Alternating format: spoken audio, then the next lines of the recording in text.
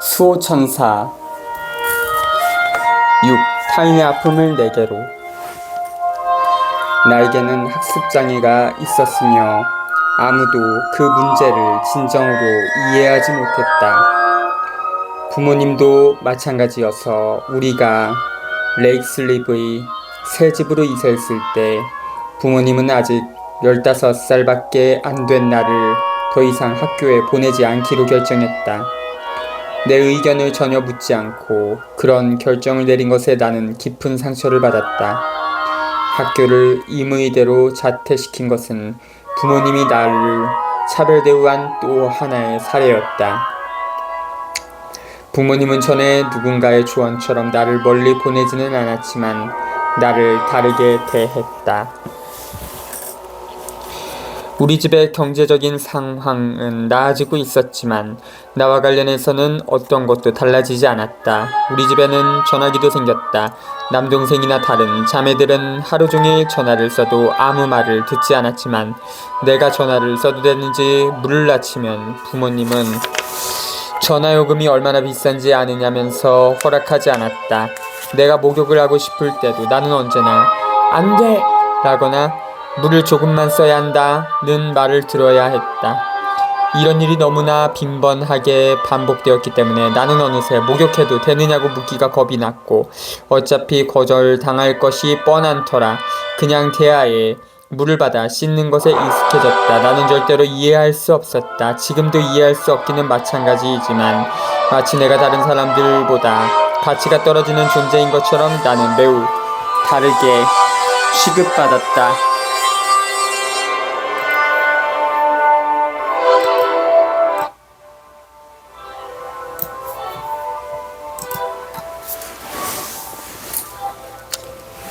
나는 어머니를 도와 집안일과 밭일을 하고 남동생과 자매들이 새로운 학교로 등교하는 것을 지켜봤다. 어느 날 저녁 어머니와 동생들 그리고 언니와 함께 식탁에 앉아 저녁을 먹고 있는데 어머니가 다음날 장례식장에 갈 때 나를 데리고 가겠다고 말했다. 친척 한 분이 세상을 떠났는데 혼자 가고 싶지 않았던 것이다. 나의 형제들은 그 친척이 누구인가에 몹시 관심을 가졌다. 남동생 딜러는 그 친척의 이름을 알고 싶어 했다. 어머니는 그분의 이름을 테레사라고 하면서 우리에게 사진 한 장을 보여줬다. 어머니는 나에게 말했다. 아침 일찍 버스를 타야 한다. 시내 끝까지 버스를 타고 가서 거기서부터 성당까지는 걸어가야 해. 걸어서 10분 정도 걸릴 거야. 이튿날은 무척 추웠다. 남동생과 자매들이 학교에 가자마자 어머니는 나더러 옷을 따뜻하게 입으라고 말했다. 그래서 나는 코트를 입고 모자에 스카프를 두른 뒤 장갑을 꼈다. 어머니는 비가 내릴 경우를 대비해 우산까지 챙겼다. 우리는 버스 정류장으로 내려갔다. 버스 안에서 나는 창밖을 내다보며 앉아 있었다. 생각들이 머릿속을 지나갔다. 장례식이 어떤 것일까 궁금했다. 나로서는 처음 해보는 경험이었다. 한참 후에 어머니가 나를 돌아보며 말했다. 거의 다 왔다. 이제 내 말을 잘 들어 로나. 넌 줄곧 내 옆에 있어야 한다. 다른 곳으로 가면 안 돼. 그랬다간 길을 잃을지도 몰라. 버스가 정류장에 멈췄고 우리는 차에서 내렸다. 성당까지 걷는 길은 좋았다. 성당에는 사람이 가득했다. 모두가 슬픈 얼굴이었다. 신부가 미사를 올릴 때 나는 눈을 뜨고 모든 것을 지켜봤다. 장례 미사가 끝난 뒤 우리는 묘지로 갔다. 성당에서 몇 걸음 떨어진 곳이었다. 그곳 공동묘지에서 나는 너무나 많은 천사들이 나의 친척들, 나에게는 낯선 사람들이었지만 사이에 서 있는 것을 보고 놀라움을 금치 못했다. 그곳에 많은 사람들이 모여 있어서 나는 더 잘 보이는 곳에 있기 위해 조금 떨어진 곳으로 갔다. 어머니는 사람들과 얘기를 나누느라 내가 사라진 것을 눈치채지 못했다. 한 무덤 옆 덤불에 천사 하나가 서 있었다. 사람과 비슷한 옷을 입은 하지만 생동감 넘치고 아름다운 하늘색 천사였다. 나는 그 천사에게 물었다. 왜 여기에 모든 천사들이 모인 거야? 나는 전에도 종종 공동묘지에서 천사들을 봤지만 그곳에는 실로 많은 천사들이 모여 있었다. 그 천사는 미로소를 지으며 말했다. 로나, 넌 아직 배워야만 하는 것이 많아. 이곳은 천사들이 부름을 받는 장소야. 고통과 슬픔에 잠긴 사람들이 신이여 도와주소서. 저 혼자서는 이곳을 감당할 수 없어요 하고 울부짖는 곳이야. 그래서 우리가 이곳에 모이는 것이고, 아름다운 하늘색 천사가 내 손을 잡고 장례식에 모인 군중들 속을 통과해 지나갔다. 우리는 인파를 누비고 지나갔다. 마치 우리가 지나가도록 군중이 길을 터주는 것만 같았다. 사람들은 내가 움직이는 것을 보았음에 틀림없지만 아무도 나를 막으려고 하지 않았다. 우리는 계속 나아가서 무덤 주위에 모인 조문객들 옆으로 갔다. 사람들이 모여있는 가장자리에 묘성 옆에 그날 무덤에 묻힌 나의 친척 테레사의 영혼이 있었다. 전날 밤 어머니가 우리에게 사진을 보여준 뒤라 나는 그녀를 알아볼 수 있었다. 테레사는 10명 남짓한 어쩌면 더 많은 천사들에 둘러싸여 있었다. 그녀는 너무나 아름다웠다. 사진 속의 그녀보다 훨씬 더 아름다운 수선화처럼 그녀 안에서 비쳐나오는 빛으로 환하게 빛나고 있었다. 이 아름다운 영혼은 자신의 장례식을 볼 수 있도록 허락받은 것이다. 내가 그녀 곁으로 다가가자 그녀는 주위를 돌아보면서 그녀와 함께 있는 천사들에게 부탁을 했다. 슬퍼하는 자신의 친척들 모두에게 천사들을 보내달라고. 이제 막 세상을 떠난 사람의 영혼은 천사들에게 뒤에 남은 사람들을 위로하고 도와달라는 부탁을 할 수 있다. 테레사가 그렇게 부탁하자 천사들은 즉시 그곳 묘지에 있는 모든 사람들 옆으로 날아갔다. 친척들뿐 아니라 친구들과 지인들 곁으로 한 사람에게 한 명의 천사만이 아니라 여러 천사가 다가갔다. 천사들은 너무도 부드럽고 친절했다. 사람들의 어깨에 손을 얹고 그들의 귀에 속삭이면서 부드럽게 머리를 어루만져 주기도 했다. 천사들이 마치 사람들끼리 하듯이 누군가를 껴안아주는 모습도 보였다. 나는 그 사람 자신이 전에 누군가를 잃었으며 지금 그것 때문에도 남몰래 슬퍼하고 있다고 들었다. 그 하늘색 천사가 나에게 보여준 아름다운 광경을 나는 영원히 기억할 것이다. 그 천사는 크나큰 자비와 이해심을 발산하고 있었다. 죽어야만 천사들에게 도움을 청할 수 있다면 얼마나 바보 같은 일인가. 그런 생각을 하면 나는 웃지 않을 수 없다. 도움을 요청하기 위해 절망적이거나 커다란 고통에 빠질 때까지 기다릴 필요는 없다. 우리는 매달 혹은 1년에 한 번이라도 도움을 요청할 수 있어야 한다. 나는 내가 하는 모든 일마다 나의 천사들이 나와 함께하기를 원합니다. 이 간단한 요청이 천사들에게 우리를 도울 수 있는 권한을 부여한다. 그날 이후 공동묘지를 지날 때마다 나는 안을 들여다본다. 나는 그곳에서 언제나 천사들을 본다. 만약 장례식이 진행 중이라면 그곳은 천사들로 가득하다. 설령 그곳에 단 한 명의 사람밖에 없을지라도 천사들이 그에게 필요한 위로를 주기 위해 그를 에워싸고 있을 것이다. 새 집으로 이사가고 나서 몇 달이 지났을 때 일터에서 돌아온 아버지가 나를 위해 좋은 소식을 가지고 오셨다. 가을이었으며 아직 바깥은 밝았다. 아마도 7시쯤 되었거나 그보다 조금 늦은 시각이었을 것이다. 아버지는 되게 긴 시간 일을 하셨기 때문이다. 아버지는 늘 하시던 대로 크고 기다란 거실로 가서 소파에 앉아 텔레비전의 뉴스를 보면서 긴 하루 일과 끝에 휴식을 취했다. 이따금 나는 아버지를 지켜보곤 했다. 나는 아버지에게 그곳에 아버지와 함께 있는 아버지의 수호천사나 아버지 주변의 에너지를 볼 수 있다고는 결코 말하지 않았다. 때때로 아버지의 에너지가 한숨을 쉬거나 축 늘어져 있는 것이 보였다. 나는 그렇게밖에 설명할 수가 없다. 아버지가 그곳에 앉아있을 때면 어머니가 주방에서 저녁 식사를 가져와 아버지가 텔레비전을 보면서 식사를 할 수 있도록 작은 나무 탁자 위에 올려놨다. 하지만 그날 저녁은 아버지가 나에게 물었다. 로나, 앞으로 나와 함께 주유소에 가서 일해보지 않을래? 네가 그 일을 좋아할지 어떨지 알아보자꾸나. 너한테 새로운 출발이 될 수 있을 거야. 나는 너무 기뻐서 아버지에게 뽀뽀를 하고 싶었지만 늘 그랬듯이 참았다. 아버지는 무척 좋은 분이셨고 많은 면에서 나를 받아주셨다. 내가 항상 느끼기에 아버지는 나에 대해 무엇인가를 느끼고 있는 듯했지만 그것이 무엇인지 정확히 알지는 못하는 것 같았다. 하지만 내가 어렸을 때부터 천사들은 줄곧 내가 어딘가에 감글된 가능성이 실제로 매우 높다는 것을 말해왔다. 만약 내가 부모님 중 한 분에게라도 어떤 원인을 제공하면 나는 곧바로 정신병원에 보내질 것이라고 천사들은 나에게 계속해서 경고했다. 이것 때문에 나는 아버지에게 지나친 감정을 표한 적이 한 번도 없었으며 아버지 앞에서는 행동거지에 특별히 신경을 썼다. 며칠 후 나는 일을 시작했다. 첫날 아침을 먹고 어머니에게 다녀오겠다는 인사를 한 뒤 아버지와 함께 차를 타고 그로스버너라는 이름의 주유소로 향했다.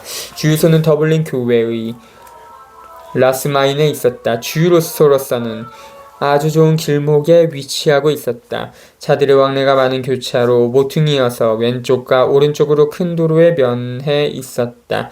주유소 건물은 오래된 큰 집으로 넓은 앞마당에 4대의 휘발유 주유기, 한 대의 디젤 주유기, 공기 주입기, 그리고 수도가 있었다.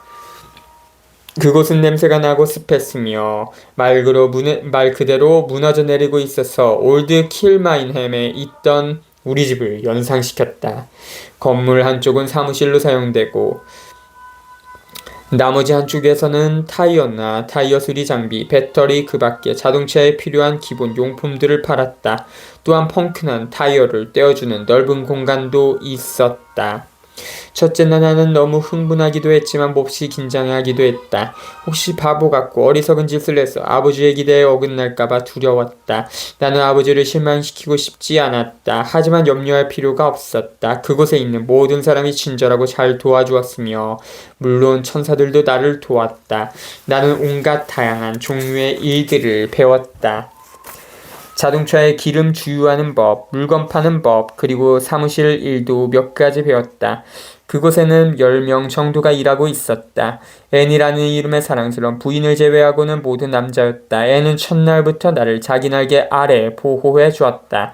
나는 그녀와 매우 가까워졌으며 그녀는 나에게 말할 수 없이 많은 것들을 가르쳐 주었다. 직장에서의 첫날은 매우 좋았고 저녁에 나는 뿌듯한 마음으로 아버지와 함께 집으로 왔다. 그날뿐 아니라 다른 날도 그러했지만 한 가지 의문은 내가 손님들의 차에 주유를 하거나 정확하게 거스름돈을 내주는데 아무 문제가 없다는 것을 아버지가 어째서 알아차리지 못할까 하는 것이었다. 아버지는 여전히 나를 지능이 떨어지는 아이로 여기고 있었다. 내가 일을 시작하고 나서 바로 얼마 뒤 낡은 주유소 건물을 헐고 새 건물을 짓기로 결정이 내려졌다.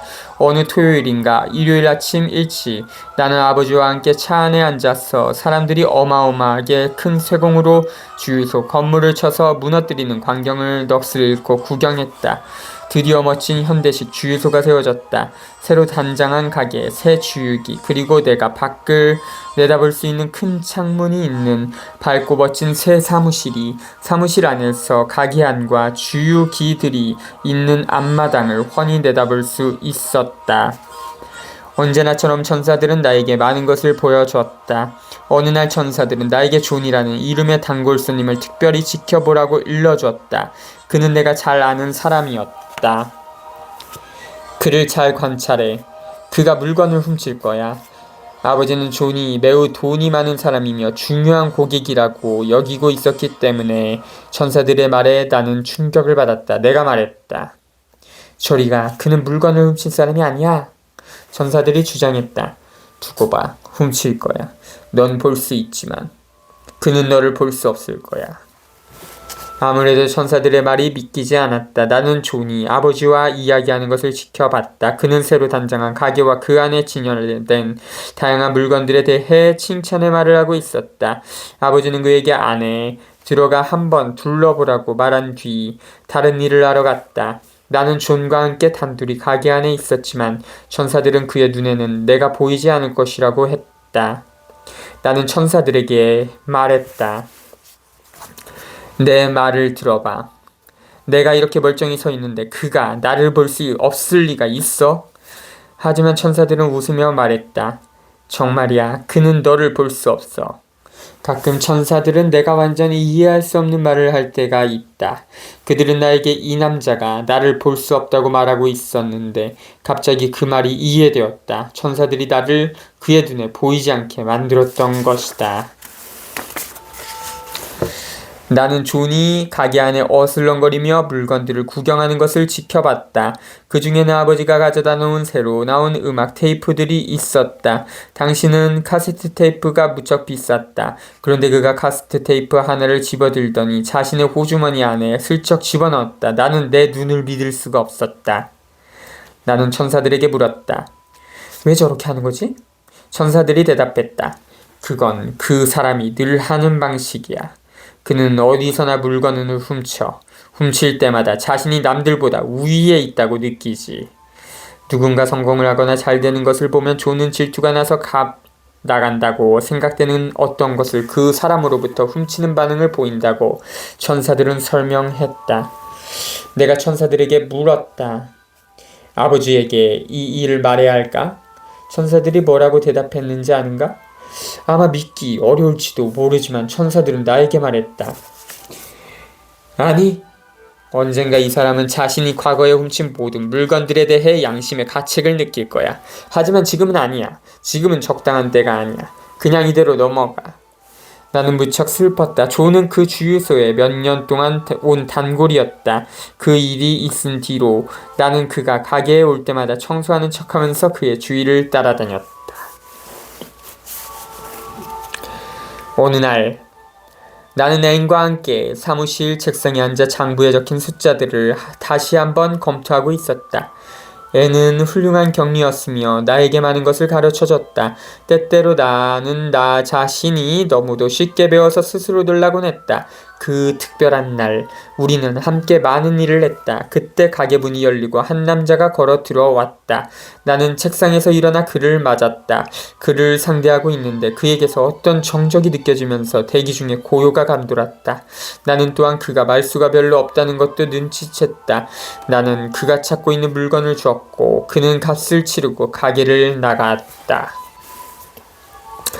사무실로 돌아와서 책상으로 돌아가는 사이 갑자기 아무 소리도 들리지 않았다. 애는 움직이지 않았다. 나는 애의 뒤 왼쪽에 서서 창밖을 바라봤다. 한 천사가 내 어깨에 손을 얹었다. 앞마당은 텅 비어 있었다. 차 한 대만이 주유기 옆에 정차해 있었다. 나는 볼 수 있는 데까지 멀리 거리를 내려다 보았다. 모퉁이 너머는 볼 수 없었지만 그때 갑자기 그곳이 보였다. 자전거를 탄 어린 남자 아이들이 주유소 쪽으로 올라오고 있었다. 아이들은 행복하게 웃고 떠들며 손을 뻗어 서로를 미치기도 하면서 즐거운 시간을 보내고 있었다. 나는 그들이 말하는 소리까지 들을 수 있었지만 무슨 말을 나누는지는 분명하지 않았다. 나는 그들에게 계속해서 주의를 집중했다. 자동차 한 대가 그들을 추월했다. 마치 느린 동작처럼 다른 모든 것은 완벽하게 고요했다. 마치 나 자신이 그 소년들과 함께 바로 옆에서 자전거를 타고 있는 것 같았다. 그때 두 차체가 연결된 트럭 한 대가 소년들 뒤쪽에서 도로를 올라오는 것이 보였다. 나는 숨이 멎었다. 그 순간 다음에 무슨 일이 일어날지 알았다. 자동차는 이제 가버렸고 오직 트럭과 소년들만이 움직이고 있었다.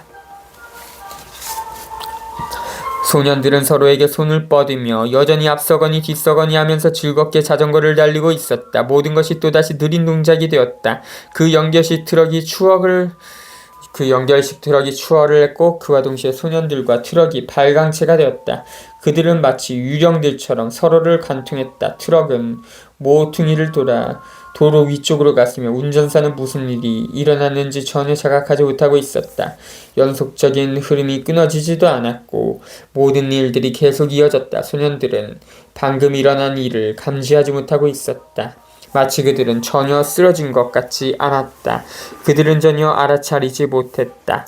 단지 트럭을 따라 즐겁게 자전거를 타고 있었다. 그때 트럭이 달려가고 있는데 거대한 빛의 원이 나타났다. 그것은 마치 트럭 뒤에서 나오는 것처럼 느껴졌다. 갑자기 도로가 천사들로 가득 찼다. 소년들과 자전거들이 빛을 발하면서 그 둥근 빛을 향해 나아가기 시작했다. 내가 보고 있는 사이에 자전거들이 천천히 땅에서 위로 떠오르기 시작했고 도로는 천사들로 가득한 빛의 기둥이 되었다. 그것은 한 삶에서 또 다른 삶 속으로 태어나는 하늘나라로 곧바로 가는 부드러운 교차였다. 그러더니 소년들이 사라지고 모든 것이 정상으로 돌아왔다. 갑자기 차 한 대가 주유소로 달려오더니 한 남자가 내리며 소리쳐 물었다. 그 트럭이 어느 쪽으로 갔는지 봤나요? 매점에 있던 스티븐이 소리쳤다. 무슨 일이 다 있나요? 남자는 자신이 사고를 목격했다고 말했다. 누군가 그에게 트럭이 오른쪽 길로 갔다고 말해주자 남자는 다시 차를 타고 떠났다. 그때 또 다른 차 한 대가 주유소 앞을 지나 빠른 속력으로 길 위쪽으로 달려갔다. 나는 멍하니 그곳에 서 있었다. 가게 문이 열려서 나는 몸을 돌렸다. 아버지였다. 아버지는 끔찍한 사고가 있었다고 말하면서 나한테 차 한 잔을 타다 달라고 말했다. 답답한 사무실에서 나와 조금이라도 넓은 공간에 있을 수 있게 되어서 다행이었다. 차를 끓이기 위해 구내식당으로 돌아가면서 나는 천사들에게 따져 물었다. 왜 그런 일이 일어나야만 하지? 내가 들은 대답은 이것이었다. 로나, 세상사는 원래 그런 거야. 대부분의 사람들에게 죽음은 완벽한 조화 속에 하나의 삶에서 또 다른 삶으로 이어지는 끊임없는 흐름이야. 이것을 잊지 마. 그 죽음의 순간에 그 소년들은 아무것도 느끼지 못했어. 누군가 병이 들어 고통을 받는 것도 마찬가지야. 죽음의 순간에 그들은 어떤 고통도 느끼지 않아. 내가 차를 끓이고 일을 계속하는 동안 천사들이 나를 위로했지만 그날이 끝나고 마침내 집에 가서 어머니가 만들어준 저녁을 먹을 수 있어서 나는 기뻤다.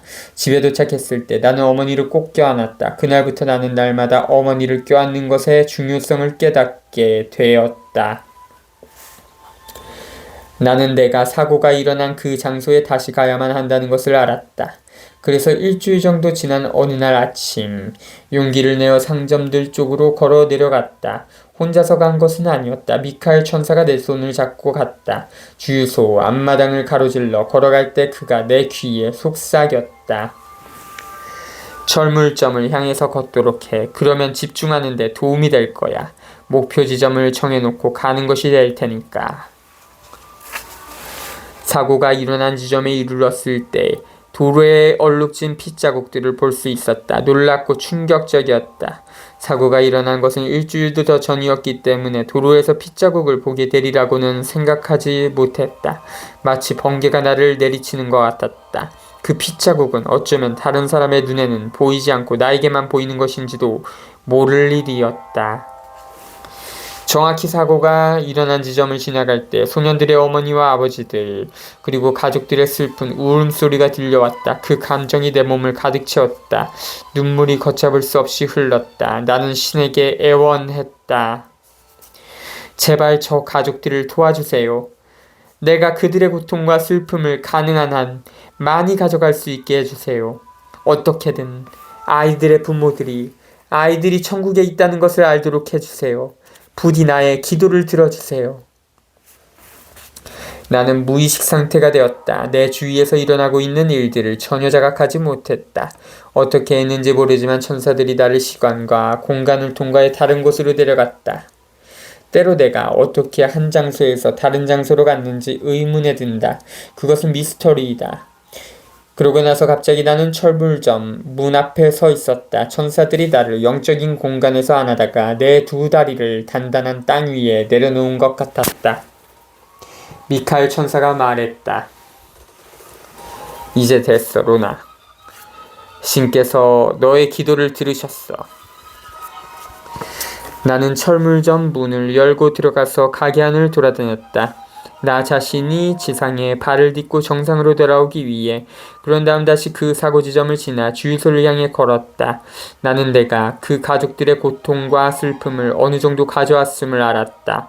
육체의 고통과 감정적인 고통 중에서 어느 것이 더 견디기 힘든지는 말할 수 없다. 다만 나는 언제나 신과 천사들이 나에게 하라는 대로 할 것이다. 만약 내가 다른 인간 존재의 고통을 가져올 수 있다면 그렇게 할 것이다. 그것이 나의 삶이다. 그것이 신이 나에게 준 치유 능력의 일부이다.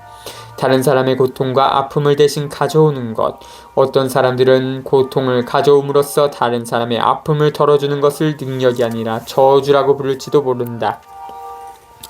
나는 그 고통을 가져와 신에게 전달하는 중개자와 같다.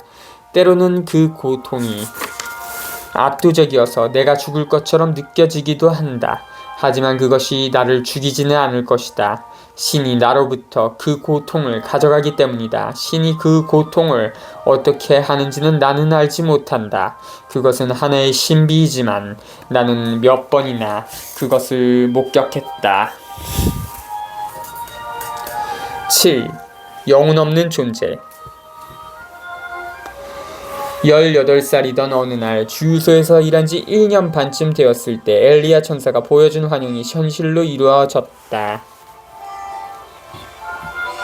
그날 나는 앤과 아버지와 함께 사무실에 있었다.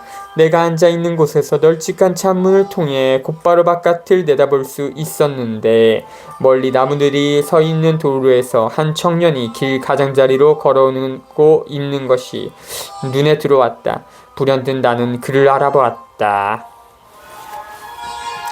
나는 나무들 아래를 걸어 다가오는 그 젊은 남자를 볼 수 있었으며 비록 멀리 떨어져 있었지만 그가 나와 결혼하게 될 그 사람이라는 것을 곧바로 알았다. 나는 긴장이 되어 거의 숨이 멎을 지경이었다. 그가 일자리를 구하기 위해 도로를 가로질러 주유소 안으로 들어오리라는 것을 알았다.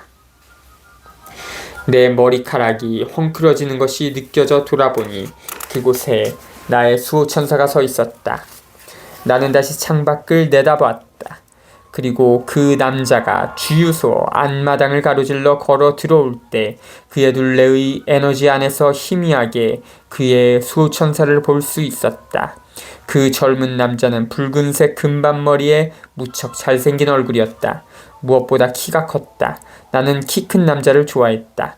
그를 지켜보면서 나는 극도로 흥분이 되었다. 결과가 어떻게 될지를 알고 있었기 때문이다.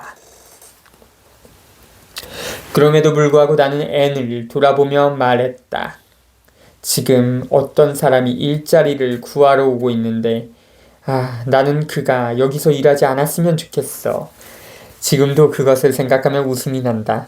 나는 내 삶에 큰 변화가 찾아오는 것이 두려웠던 것이다. 그리고 또한 너무 부끄러웠다. 하지만 마음 깊은 곳에서는 그가 일자리를 얻으리라는 것을 알고 있었다. 그렇게 되도록 운명지어져 있었으니까. 그 젊은 남자는 우리 가게를 향해 곧바로 걸어왔다. 책상에 앉아있던 아버지가 고개를 들어 그를 쳐다봤다. 아버지는 우리에게 잠시 그와 함께 있겠다는 신호를 보냈다.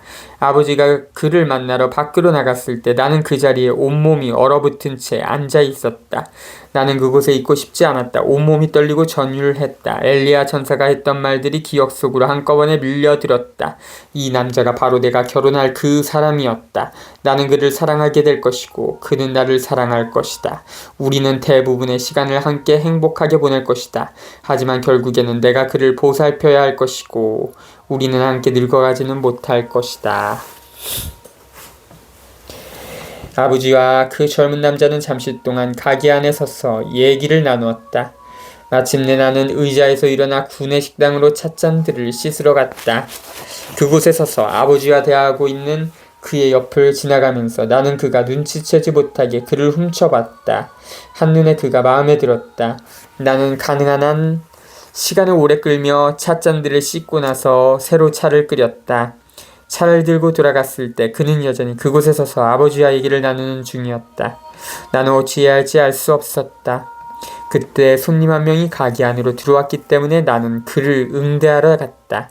너무도 긴장이 된 나머지 그 젊은 남자를 애써 무시하기로 마음먹었다.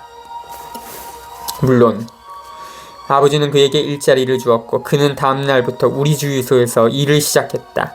나는 그와 인사를 나누었으며 그의 이름이 조라는 것을 알았다. 그가 기름 주유하는 법과 펑크 때우는 법 등 모든 일을 하나씩 배워나가는 것을 나는 멀리서 지켜봤다. 조가 일을 시작한 첫날, 일과를 마치고 집으로 돌아가는 길에 아버지는 조가 매우 똑똑한 청년이며 일을 빨리 배운다고 말했다. 나는 조와 마주치는 것을 가능하면 피했지만 계속해서 그를 은밀히 관찰하지 않을 수 없었다. 그에게 너무나 끌렸기 때문이다. 나는 조가 나의 존재를 알아차렸는지, 그도 우리 사이에 연결을 느끼고 있는지 궁금했다. 천사들은 내가 차를 끓이거나 찻잔을 씻으러 군의 식당에 갈 때마다 조를 그곳에 있도록 만들었다. 조는 나를 보면 눈부신 미소를 지었으며 그럴 때마다 내 심장은 그도 무엇인가를 느끼고 있음을 알아차렸다. 나도 미소를 지어 보이곤 했지만 별로 말은 하지 않았고 가능한 한 빨리 자리를 피하곤 했다. 그가 주유소에 일하러 온 지 6달쯤 되던 어느 날 조가 나를 밖으로 초대했다. 그때 나는 늘 하던 대로 차를 끓이기 위해 구내 식당으로 갔다. 주전자에 물을 채우고 컵들을 씻고 있는데 조가 들어오더니 자기가 설거지를 하겠다고 했다. 나는 웃으며 그럴 필요가 없다고 말했다. 찻잔이 달랑 3개밖에 안 되었던 것이다. 내가 찻주전자와 찻잔들을 쟁반에 받쳐들고 구내 식당을 나오려는 찰나 조가 말했다. 루나, 내가 너에게 데이트를 신청하면 넌 어떻게 할 거야? 나는 미소를 지으며 말했다. 물론 데이트를 하겠지. 조는 그날 밤 밖에서 만나자고 했지만 나는 고개를 저었다. 그것은 불가능한 일이었다. 외출하려면 금요일 저녁 퇴근 후여야만 했다. 좋아, 그럼 그날 만나. 나를 위해 문을 열어주며 조가 말했다. 열린 문으로 걸어나가며 내가 말했다. 금요일 밤에 무엇을 할지는 나중에 얘기하도록 해. 너무 행복해서 날아갈 듯한 기분이었다. 그 일주일이 순식간에 지나가고 어느새 금요일이 되었다. 금요일 아침 구내식당에 들어가자 조가 이미 그곳에서 나를 기다리고 있었다. 그는 나를 보고 활짝 웃으며 물었다. 루나, 오늘 밤에 무엇을 하고 싶어? 내가 대답했다. 영화를 보고 싶어. 오코넬 다리 위에서 6시 반에 만나자. 조는 나더러 영화를 고르라고 했지만 바로 그때 다른 직원이 들어오는 바람에 그날은 다시 대화할 기회가 없었다. 나는 아버지에게 그날 조금 일찍 퇴근하게 해달라고 부탁했다. 6시까지가 근무 시간이었는데 그날은 4시쯤 나서고 싶었다. 아버지는 그러라고 하면서 이유는 전혀 물었지 않으셨다. 조와의 만남을 비밀에 붙여야 한다고 천사들이 이미 나에게 언지를 줬다.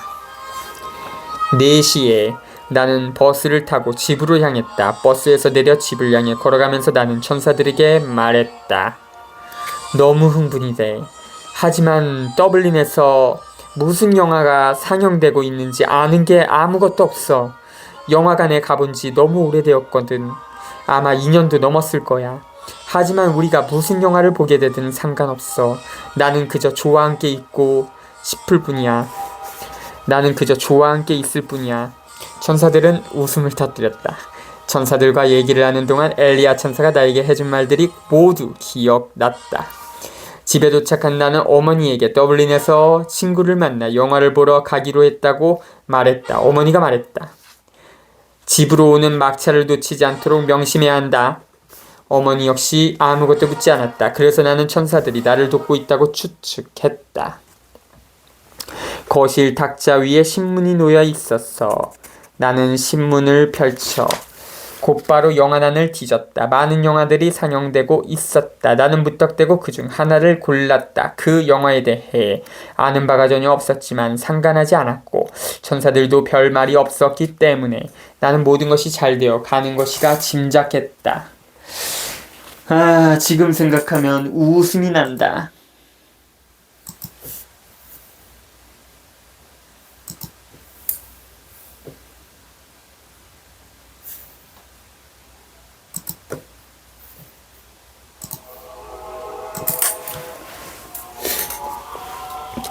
아름다운 여름날 저녁이었다. 가로등과 커다란 화분들이 늘어선 오코넬 다리는 저녁 불빛 속에 아름답기 그지 없었다. 조가 몇 분 늦었기 때문에 나는 그곳에 서서 주위를 둘러봤다. 한 여인과 아이가 하루 일을 마치고 바쁜 걸음으로 집으로 돌아가는 많은 행인들 틈에서 구걸을 하고 있었다.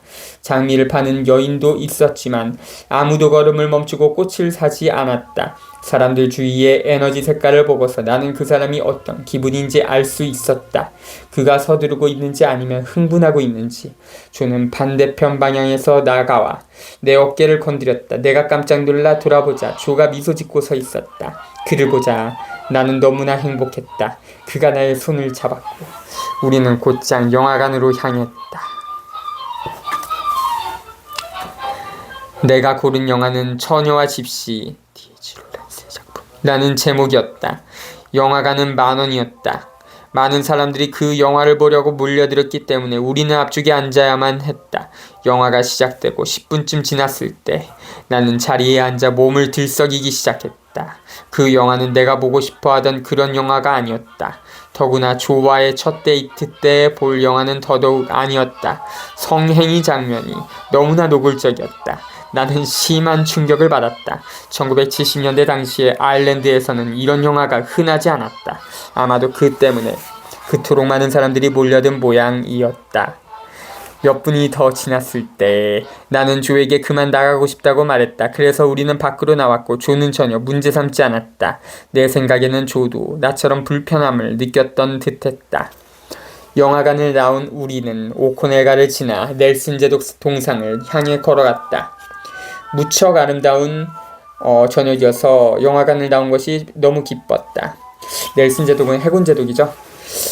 조와 손을 잡고 거리를 걷는 것이 우리의 첫 번째 데이트를 위해 훨씬 멋진 방법이었다. 걸어가면서 우리는 얘기를 나눴다. 조가 처음으로 한 말은 그 영화를 자신이 고르지 않은 게 천만다행이라는 것이었다. 우리 둘 다 웃음을 터뜨렸다. 우리는 중앙우체국 앞을 걸었다. 내가 언제나 좋아하는 아름다운 석조 건물이었다. 우리는 건물 밖을 지키고 있는 경찰에게 고갯짓으로 인사를 했다. 나는 두 연인이 서로를 꼭 껴안고 입맞춤을 하는 것을 봤다. 키가 큰 그들의 수호천사들이 그들 바로 가까이에 서 있었다.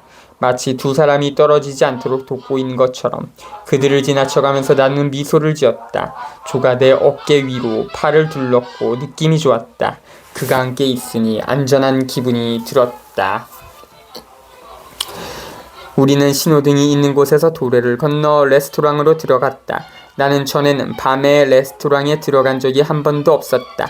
그곳은 벽에 타일을 붙이고 바닥에는 대리석을 깐 길고 좁다란 식당으로 에나멜 칠을 한 테이블들이 바닥에 나사로 고정되어 있고 앞뒤로 높다란 나무 의자들이 놓여 있었다. 의자들의 등받이는 1m가 넘어서 다른 테이블에 누가 앉았는지 볼 수가 없었다. 우리는 얼굴을 마주보며 나무 의자에 앉았다. 조는 내 얼굴에 나타난 표정만으로도 내가 이런 레스토랑에 전혀 와본 적이 없다는 것을 알고는 그 테이블들을 부스 라고 부른다고 말해 주었다. 바로 그때 여종업원이 연필과 종이를 들고 왔고 우리는 샌드위치와 차를 주문했다. 우리는 서로의 부모님에 대해 이야기를 나눴다. 조의 아버지는 세상을 떠났다. 우리는 또 형제자매들에 대해서도 이야기했다. 조는 막내였고 나는 셋째였다. 조가 물었다. 우리가 데이트를 했다는 것을 너희 아버지가 알면 뭐라고 하실까? 아버지에 대해선 잘 모르겠어. 하지만 엄마는 10중8구 반대하실 거야. 그래서 우리는 우리의 만남을 비밀에 붙이기로 했다.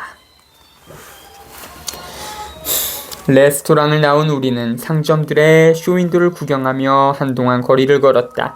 그런 다음 부둣가를 따라 버스 정류장까지 걸어갔다. 조는 우리 집과는 다른 방향에 살고 있었기 때문에 우리는 서로 다른 버스를 타야 했다. 내가 타고 갈 버스가 왔으나 아직 출발하려면 몇 분 남았기 때문에 우리는 잠시 동안 즐겁게 버스 안에 함께 앉아 있었다. 내가 조에게 말했다. 너는 이제 네 버스를 타야지.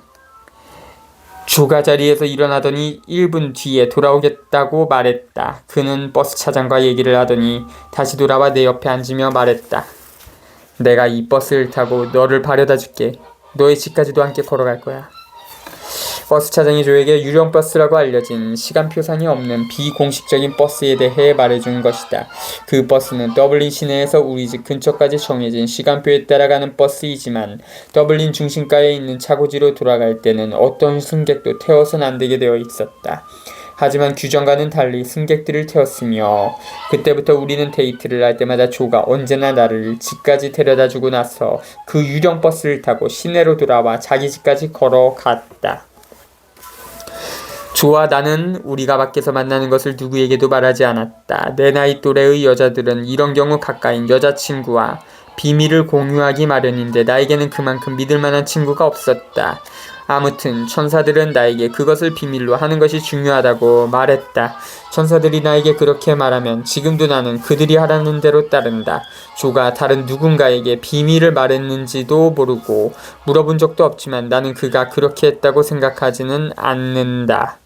우리가 비밀을 지키기는 했지만 우리는 매우 신중하게 행동했다. 장난이 심한 조는 기회가 있을 때마다 나를 놀리고 싶어 안달이었다. 키가 작은 내가 수리한 타이어를 번쩍 들어 고객의 차 트렁크에 실을 때면 조는 나를 람보라고 부르곤 했다. 그리고 내가 입고 있는 유니폼 치마가 너무 짧다며 나를 놀리곤 했다. 어쩌면 그의 말이 맞았을지도 모른다. 갈 수 있을 때마다 나는 아버지와 함께 낚시 가는 것을 무척 좋아했다. 어렸을 때는 더 자주 낚시를 다녔으며 내가 주유소에서 일하기 시작하고 조와 데이트를 하는 중에도 아버지와의 낚시는 계속되었다. 나는 내 몫의 낚싯대를 가져가지는 않았지만 강가의 조용함 속에 앉아있을 수 있는 기회가 좋았다. 그리고 아버지와 함께 시간을 보내는 것도 좋았다. 어느 날 아버지와 나는 위클로 산으로 낚시를 하러 갔다. 우리는 언제나처럼 아버지의 차를 타고 일찍 출발했다. 간단히 먹을 것도 쌌다. 또한 아버지가 불을 피워 차를 끓일 수 있도록 야외 취사용 양철 주전자도 가지고 갔다. 그날은 쌀쌀한 날이었다. 우리는 한두 시간쯤 낚시를 했는데 아버지가 송어 한 마리를 잡았을 때 비가 내리기 시작했다. 근처 강둑에 나무들로 둘러싸인 오래된 폐가가 한 채 있었다. 아버지는 그곳에 가서 비를 그으면서 불을 피워 차를 마시자고 제안했다. 그럼 추위를 물리칠 수 있을 것 같았다. 아버지가 앞장서서 걸었다. 나무들에게 가까이 갈수록 나무들 주위의 에너지에 빛이 전혀 없고 그 장소가 무척 음산하게 느껴졌다. 미카엘 천사가 내 어깨를 두드리며 말했다. 이 장소가 너를 놀라게 할지도 몰라. 우리는 너에게 어떤 나쁜 것을 보여줄 거야. 너를 해치지는 않겠지만 네가 저 작은 집으로 들어가자마자 그것이 너를 알아볼 거야. 그것은 너에게 화를 내며 반응할 테지만 너를 건드리진 못할 거야. 그때까지 나는 어떤 사악한 것도 보지 않도록 보호받아 왔었다. 내가 물었다. 유령이야? 미카엘이 대답했다. 아니야, 로나. 이것은 종류가 다른 존재야. 아버지가 나에게 서두르라고 소리쳤고 나는 시선을 들었다. 아버지는 벌써 앞쪽 저 멀리 오두막 앞 강둑으로 올라가 있었다. 내가 미카엘 천사와 다시 얘기를 하려고 고개를 돌리자 그는 이미 사라지고 없었다. 나는 뛰어가서 아버지를 따라잡았다. 우리는 그 폐가를 둘러싸고 서 있는 나무들 사이로 걸어 들어갔다. 나에게는 그 집 주위의 모든 것이 죽은 것처럼 보였다. 나무들의 잎사귀도 없었고 근처에 자라는 풀이나 꽃도 눈에 띄지 않았다. 집의 문은 경첩에 나사가 빠져 조금 열려 있었다. 지붕의 일부와 창문 몇 개도 사라지고 없었다. 아버지가 오두막 안으로 들어갔다. 안에는 부서진 낡은 탁자와 의자들이 있었다. 나는 그 안이 얼음처럼 차갑게 느껴졌지만 아버지는 눈치채지 못하는 듯했다. 아버지는 곧장 벽난로 쪽으로 다가갔다. 나는 문 바로 안쪽에 서 있었다. 더 이상 움직일 수가 없었다. 나는 계속 속으로 오 신이시여, 오 나의 천사들이여 하고 부르짖었다. 벽난로 옆 오른쪽에 있는 존재가 보였다. 그것은 그 전이나 이후나 한 번도 보지 못한 것이었다. 마치 녹은 밀랍처럼 생겼으며 1m 정도 키에 몸통만큼 굵었다. 끔찍하고 무시무시한 형상이었다. 그것에 입과 눈이 달려있는지도 의심스러웠다. 아버지는 아무것도 보지 못하고 느끼지도 못하고 있었다. 아버지는 바닥에서 나무 부스러기들을 보아 그것을 벽난로 안에 쌓은 다음 성냥을 걷다. 불은 곧바로 폭발했다. 크고 시끄러운 폭발이었으며 소음이 온 방 안을 채웠다. 그 존재는 거대한 에너지를 가지고 있었다. 그것은 그냥 던져진 악이었다. 그 존재는 몹시 화가 나 있었다. 그 존재는 그 폐가를 자신만의 장소로 삼아왔으며 우리가 그곳에 있는 것을 원치 않았다. 그 존재가 생각하기에는 우리가 자기의 구역에 침입한 것이었다. 불이 폭발한 직후에 의자 하나가 움직이더니 방을 가로질러 날아가서는 건너편 벽에 부딪혀 부서졌다. 아버지는 얼른 가방을 집어 들고는 내가 있는 문 쪽으로 달려왔다. 아버지는 나를 문 밖으로 끌어냈고 우리는 최대한의 속도로 나무들을 통과해 강둑을 따라 뛰어내려갔다. 우리 둘 다 혼이 달아날 정도로 놀랐다. 살면서 그만큼 빨리 달린 적이 없었다. 아버지는 나보다 걸음이 빨랐기 때문에 나를 앞에서 끌다시피 하며 달렸다. 마침내 숨을 몰아쉬며 우리는 속도를 늦추었다. 비는 멎었고 다시 해가 나왔다. 해의 따뜻함이 얼굴에 느껴졌다. 아버지는 말없이 모닥불에 불을 지피려고 했다. 아버지의 손이 떨리는 바람에 불을 붙이는데 애를 먹고 있었다. 나는 아버지가 무슨 말인가 하기를 기다리면서 아버지를 지켜봤다. 마음속으로는 천사들과 대화하면서 아버지가 마음을 진정시킬 수 있도록 도와달라고 부탁했다. 몇 분 뒤 아버지는 불이 타오르게 하는데 성공했고 야외용 주전자가 끓자 찻잎을 넣었다. 우리는 침묵 속에서 샌드위치를 먹었다. 마침내 아버지가 떨리는 목소리로 입을 열었다. 너를 이렇게 놀라게 해서 미안하다, 로나. 나도 너무 놀랐다. 그게 대체 무엇인지 모르겠구나. 의자들을 움직이게 한다는 폴터가이스트, 시끄러운 소리를 내는 유령에 대해선 들어봤어도 그런 식으로 불이 폭발하게 만드는 것에 대해선 들어본 적이 없다. 아버지는 불에 대해 많이 알고 있었고 불을 다룰 때마다 언제나 조심했다. 아버지는 의자가 날아간 것보다 불이 폭발한 것에 더 겁을 먹은 것 같았다. 나는 아무 말도 하지 않았다. 그냥 계속해서 차만 마셨다. 내가 얼마나 놀랐는지 아버지가 아는 것을 나는 원치 않았다. 천사들이 우리를 보호해주기 때문에 마음 깊은 곳에서는 우리가 안전하리라는 걸 알았지만 그래도 나는 완전한 공포에 사로잡혔다. 내가 불 옆에 앉아있을 때 미카엘 천사가 모습은 나타내지 않은 채로 내 어깨를 만졌다. 미카엘 천사는 아버지의 말이 옳다고 말했다. 내가 본 그 존재는 바로 폴터가이스트였다. 폴터가이스트는 사탄이 창조해낸 영혼이 없는 존재들이라고 미카엘은 설명했다. 때로는 사람들이 그들을 불러들이기도 한다.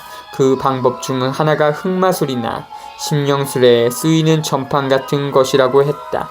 미카엘은 나에게 말했다. 폴터가이스트들은 음흉한 존재들이며 기회가 주어질 때마다 슬며시 기어들러 엄청난 파괴를 불러일으킨다고. 아버지와 나는 침묵 속에 점심 식사를 마친 뒤 짐을 챙겨 일어났다. 아버지는 다른 색강으로 가서 낚시를 계속하는 게 어떻겠느냐고 말했고 나도 얼른 고개를 끄덕였다.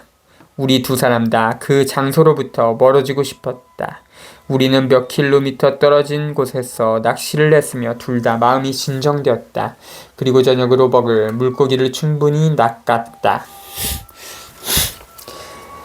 그날 밤 집에 돌아와 물고기 요리를 맛있게 먹으면서 우리는 낮에 일어난 일에 대해서는 한마디도 하지 않았다.